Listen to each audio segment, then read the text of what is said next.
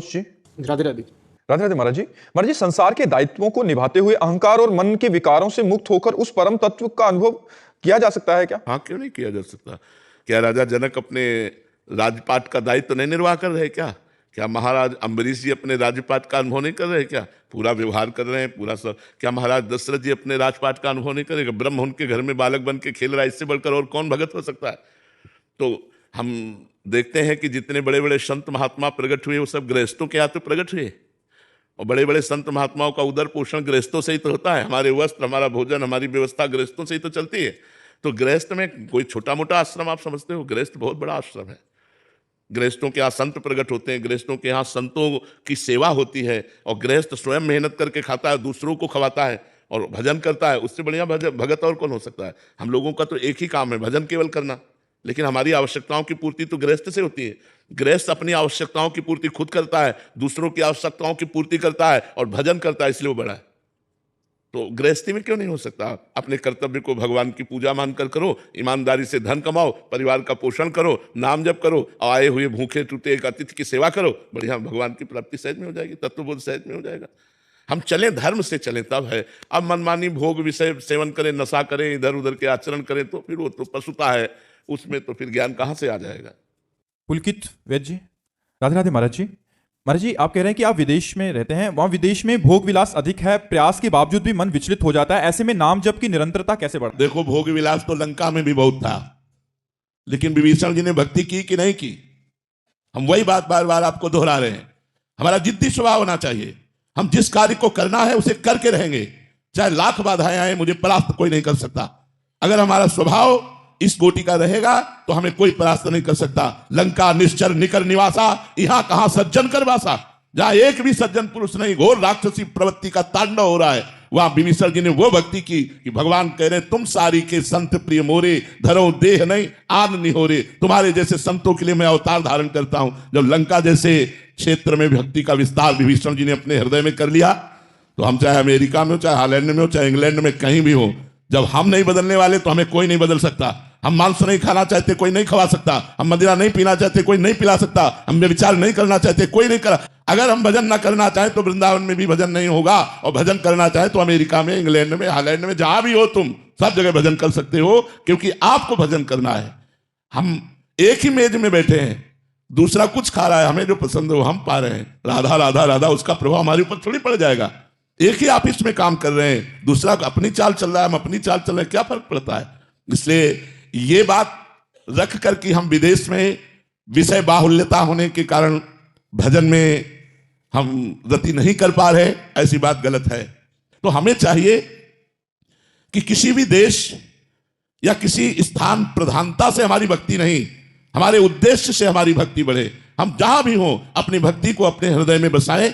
हम वहां के व्यवहार को, वहां के आचरणों को अपने हृदय में ना आने दें, तो हम कहीं भी रहें, हम भगवान के बनकर के खूब अच्छी तरह भगवान की भक्ति कर सकते हैं। और अगर हम भक्ति ना करें तो वृंदावन में रहकर भी भक्ति नहीं कर सकते। मैं आपसे कह रहा हूं, वृंदावन भगवान का धाम है, यहां भी रह करके वो सब कुछ हो सकता है जो बाहर हो रहा है। और अगर भक्ति करना चाहो तो बाहर में भी कर सकते हो, वो सब कुछ कर सकते हो जो वृंदावन में भक्त जन कर रहे हैं, वही आप कर सकते हो। युगल सरकार विराजमान करके उनको मंगला, उनको राजभोग, उनकी आरती, उनकी चरण सेवा, उनके पद सुनाना, नाम जप करना, भगवान के भक्तों के चरित्र पढ़ना, क्या नहीं कर सकते हो? तो इसलिए हमें ये भी बात पसंद नहीं कि हम किसी देश का हवाला दे करके अपने जीवन को व्यर्थ जाने दें। नहीं, हमारा उद्देश्य मजबूत है, तुम चाहे जिस देश में रहे, चाहे जिस प्रांत में रहे, चाहे जिस जगह में रहे, हमारी भक्ति में कोई असर आने वाला नहीं। अगर हमारा उद्देश्य सही नहीं है तो भक्ति क्षेत्र जहां भक्ति नृत्य कर रही, वृंदावन में भी भक्ति नहीं कर सकते। उद्देश्य ठीक होना चाहिए हमारा। सोमनाथ सिंह जी, छत्तीसगढ़ से, राधे राधे महाराज जी। महाराज जी, जब हम भक्ति के मार्ग पर कदम रखते हैं तो अंदर धीरे धीरे अहंकार का भाव आ रहा है महाराज जी, ऐसे में? हाँ, इसमें विचार करना चाहिए कि हमारे ऊपर भगवान की कृपा हुई है, तब हम भक्ति मार्ग में कदम रखा है। अतिशय कृपा राम की हुई, पाव देह या मार्ग सोई। तो फिर अहंकार क्यों? आप थोड़ी कर रहे हैं। भगवान आपके ऊपर कृपा करके आपको भक्ति का मार्ग दिया, भक्ति करने की शक्ति दी, भगवान का नाम कृपा करके आपकी जिह्वा पर चल रहा है, तो अहंकार क्यों? अविवेक के कारण अहंकार बढ़ता नहीं, तो विवेक धारण करो तो अहंकार किस बात का? हम क्या कर सकते हैं? हमें जो पावर है वो भगवान का दिया हुआ है, तो हम व्यर्थ में अहंकार क्यों करें?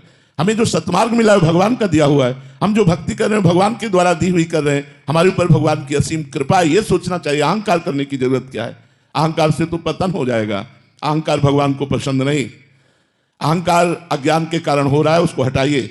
भगवान की कृपा है, आपके द्वारा जो भक्ति हो रही है, हाँ बिल्कुल, अगर अहंकार रखेंगे तो जो हो रही है वो भी छूटती चली जाएगी और काम क्रोध आदि आपके ऊपर हावी हो जाएंगे और गिर पड़ोगे। जिसने जिसने अहंकार किया उसे मुंह की खानी पड़ी। अहंकार का त्याग करो, अहंकार ठीक नहीं है। सगुन जी, महाराज जी, हम बोलते हैं कि श्री जी की इच्छा है, श्री जी की कृपा है, लेकिन कहीं ना कहीं हमारे मन की इच्छा होती है, हम अपनी मन की इच्छा पूरी बोलते रहो, ठीक हो जाओगे। बोलते रहो, ठीक हो जाओगे। हम अपनी इच्छा को दबा के श्री जी की इच्छा बोलते रहे धर्म में।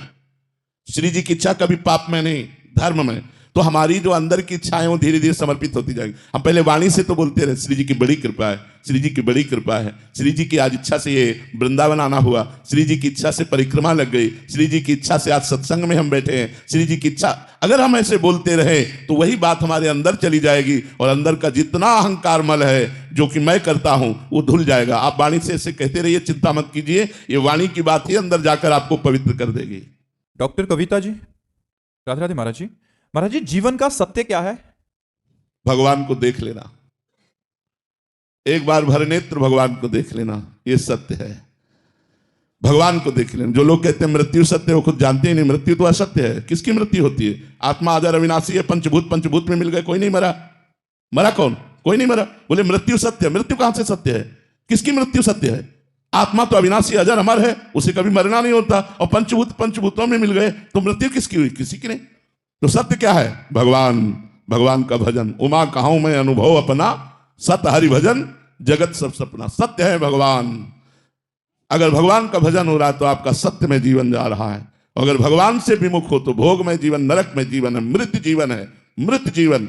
जिन हरि भगति हृदय नहीं आनी, जीवित सब समान ते प्राणी। वो मुर्दे के समान जिंदा माना जाता है जिसके हृदय में भगवान का स्मरण नहीं चलता, भगवान नाम जप नहीं हो रहा हो। व्यर्थ जीवन है। मरोगे तो क्या लाद के ले जाओगे? बिल्डिंग, बैंक बैलेंस, परिवार, रिश्तेदार, नातेदार, तुम्हारा शरीर भी यहीं भस्म हो जाएगा। 4 दिन की चांदनी देखो, 40 वर्ष व्यतीत हो गए, 50 वर्ष व्यतीत हो गए, पता नहीं चला। अब पता नहीं कितनी श्वासें हैं, उनमें भी कौन सा रोग आने वाला है। कैंसर आ जाए, क्या आ जाए, क्या परेशानी आ जाए, और उस समय भगवान का भजन कर पाएंगे क्या? अभ्यास नहीं किया स्वस्थ में रहकर भजन करने का तो अस्वस्थ अवस्था में फिर भजन नहीं होता। इसलिए यावत स्वस्थ मिदम कलेवरम यावत च दूरे जरा। जब तक तुम्हारा शरीर स्वस्थ है, बुढ़ापा दूर है, भजन करके भगवान की प्राप्ति कर लो। नहीं तो फिर अगर इस जन्म को व्यर्थ में नष्ट कर दिया तो अगला जन्म पता नहीं, नाली का कीड़ा बने, भूत बने, प्रेत बने, क्या बने, कुछ भरोसा नहीं हमारे कर्मों का। जब इतना बड़ा महात्मा एक हिरन के चिंतन में अगला जन्म हिरन का पा सकता है तो हम लोग सुअर कुत्ता बन जाए तो कौन सी बड़ी बात है। इसलिए होश में निरंतर भगवान का स्मरण करते हुए ये बात समझ लो कि हर श्वास, हर मिनट, हर घंटा, हर प्रहर, हर दिन, हर मास, हर वर्ष वही सत्य है जिसमें भजन किया गया, भगवान से चित्त को जोड़ा गया। और अगर भजन नहीं किया गया तो हर श्वास व्यर्थ जा रही है, हमारा समय व्यर्थ जा रहा है। इसलिए सत्य है भगवान और भगवान का भजन।